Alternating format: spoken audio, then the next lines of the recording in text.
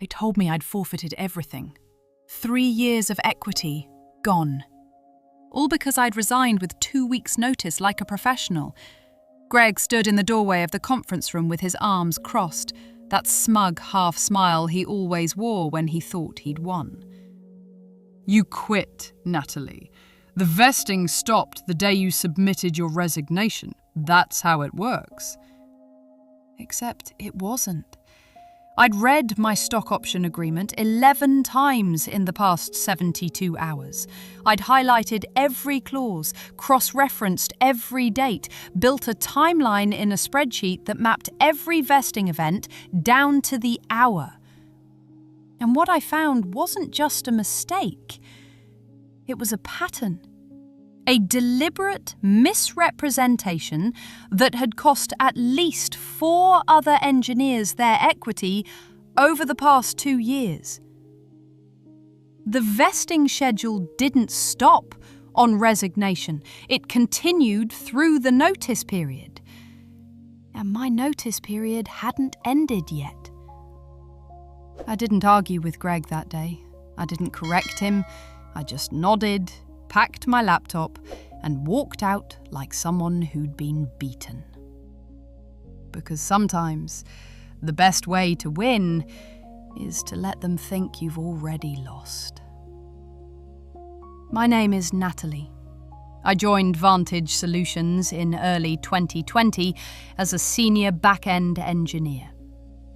The company built workflow automation software for mid-market enterprises, the kind of unsexy SaaS product that generates steady revenue without ever making headlines. When I started, we were 40 people. By the time I resigned, we'd grown to nearly 200. The stock options were part of the offer. 50,000 shares at a strike price of 12 cents, vesting monthly over 4 years with a 1-year cliff. Standard startup compensation. I didn't think much about it during my first year. The company was private, the shares were theoretical, and my base salary covered my expenses. But in late 2022, things changed. Vantage closed a Series C round at a valuation that put my fully vested options at roughly $400,000 on paper. Suddenly, the equity wasn't theoretical anymore. It was the reason half the engineering team showed up every day. Greg Holloway joined 6 months after the Series C as VP of Engineering. He came from a larger tech company with a reputation for aggressive management and cost optimization. Within 3 months, he'd reorganized the entire department, pushed out 2 senior engineers who'd been there since the beginning, and implemented a review system that ranked employees on a forced curve. I didn't like him, but I didn't need to. I kept my head down, shipped features, and waited for my options to vest. By March 2023, I was 3 years in. 75% vested. The company was in quiet conversations about a potential acquisition, the kind of deal that would trigger a liquidity event and turn paper equity into actual money. I started getting recruiter messages about senior roles at other companies. One of them was particularly attractive, a 20% salary increase, full remote flexibility, and a signing bonus that would cover a down payment on a house. I thought about it for 2 weeks. The math was straightforward. Even if Vantage got acquired in the next year, my remaining unvested shares would only be worth about $100,000. The new job offered stability, better work-life balance, and immediate cash. I didn't owe Vantage anything beyond professional courtesy. I scheduled a meeting with Greg and submitted my resignation on a Monday morning. 2 weeks' notice, effective immediately. Professional, clean, respectful. He didn't take it well. You're making a mistake, he said, leaning back in his chair. We're 6 months away from an exit event. You're walking away from serious money. I appreciate that, I said, but the opportunity is right for me. Your options stop vesting the moment you resign. You understand that, right? I nodded. I'd read the agreement. Vesting continued through employment. My employment didn't end until my last day, which was 2 weeks away. Just want to make sure you're not leaving anything on the table, Greg said. I thanked him and left. That conversation should have been the end of it.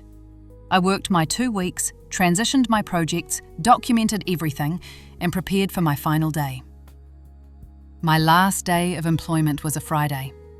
According to my vesting schedule, I had one final monthly vesting event that occurred on that exact Friday.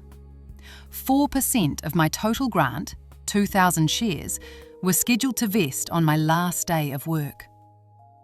On Thursday afternoon, I received an email from HR with my exit paperwork. Included in the packet was a document titled Stock Option Status Summary. It listed my total vested shares as 37,000. I read it 3 times. According to my calculations, I should have had 39,000 vested shares. The final vesting event, the one scheduled for Friday, wasn't included. The summary showed my vesting as having stopped the day I submitted my resignation, not the day my employment ended. I forwarded the email to my personal account and opened my original stock option agreement. I read section 4.2, which governed vesting schedules. The language was specific. Options shall vest monthly over 48 months, provided the option holder remains employed by the company on each vesting date. My employment didn't end until Friday. Friday was a vesting date. I was employed on Friday. I didn't panic. I didn't fire off an angry email. I opened a spreadsheet and started working backward. I pulled every document related to my equity: the original grant agreement, the board resolution approving the option pool, the vesting schedule attachment, the company's standard employment agreement. I cross-referenced dates. I built a timeline. I checked my pay stubs to confirm my official employment end date. Everything confirmed the same thing.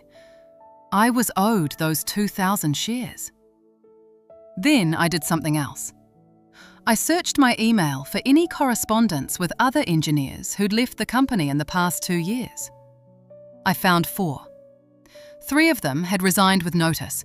1 had been let go. I reached out to 2 of them on LinkedIn. Casual messages. Hey, hope you're doing well at the new place. Quick question about equity. Did your final vesting event process correctly when you left? 1 responded within an hour. No, actually. They told me vesting stopped when I resigned, not when my notice period ended. I argued about it, but HR said that was policy. I didn't have the energy to fight it. The other responded the next day. Same thing happened to me. They shorted me about 1,500 shares. I talked to a lawyer, but he said it would cost more to fight than the shares were worth at the time. I sat with that information for a day. This wasn't an accounting error. This was intentional. Vantage Solutions had a policy, unofficial, unwritten but consistent, of denying final vesting events to employees who resigned. They were betting that most people wouldn't notice, wouldn't care, or wouldn't have the resources to fight back. I printed my stock option agreement and highlighted every relevant section. I drafted a formal letter to HR citing the specific contractual language that entitled me to the final vesting event. I attached my calculations, my vesting schedule, and my employment end date confirmation. I sent it on Monday morning. The response came Tuesday afternoon. Not from HR, from Greg. Natalie, I've reviewed your inquiry with our legal team. Your stock options ceased vesting on the date you submitted your resignation. This is consistent with company policy and standard practice in the industry. Your exit documentation reflects your accurate vested share count. This matter is closed." I read the email twice. Then I read my stock option agreement again. There was no company policy cited in my agreement. There was no clause that terminated vesting upon resignation rather than employment termination. Greg's email referenced standard practice, but my contract was explicit about the terms. I didn't respond to Greg. Instead, I did something methodical. I requested my complete personnel file from HR, which California law required them to provide within 30 days. I submitted a written request for all documents related to my stock option grant, including board resolutions, amendment records, and any policy documents that governed equity compensation. While I waited, I found an attorney who specialised in employment law and equity disputes. His name was Richard Chen. His consultation fee was $300. I paid it. I brought him everything: my option agreement, the exit documentation, Greg's email, the timeline, and the communications with the other engineers. Richard read through the materials for 20 minutes without saying a word. Then he looked up. "This is straightforward," he said. "Your agreement is unambiguous. Vesting continues through employment. Your employment continued through your notice period. They owe you the shares." "What's the process?" I asked. "Demand letter first, formal, legal, citing breach of contract. Give them 10 days to cure. If they refuse, we file a complaint. Cases like this usually settle before trial because the company doesn't want the discovery process." I authorised him to send the demand letter. It went out on a Thursday. Certified mail, return receipt requested. The letter was 3 pages long and cited every relevant section of my option agreement, California Labour Code provisions, and case law related to equity compensation disputes. It demanded the immediate issuance of the 2,000 vested shares and reserved all rights to pursue additional remedies. The return receipt came back signed the following Tuesday. For 6 days, nothing happened. Then, on Monday morning, I received a call from a number I didn't recognise. I let it go to voicemail. The message was from Patricia Volkman, General Counsel at Vantage Solutions. She asked me to return her call at my earliest convenience. I called Richard first. "Don't call her back directly," he said. "All communication goes through me now. Forward me her contact information." 2 days later, Vantage agreed to issue the 2,000 shares.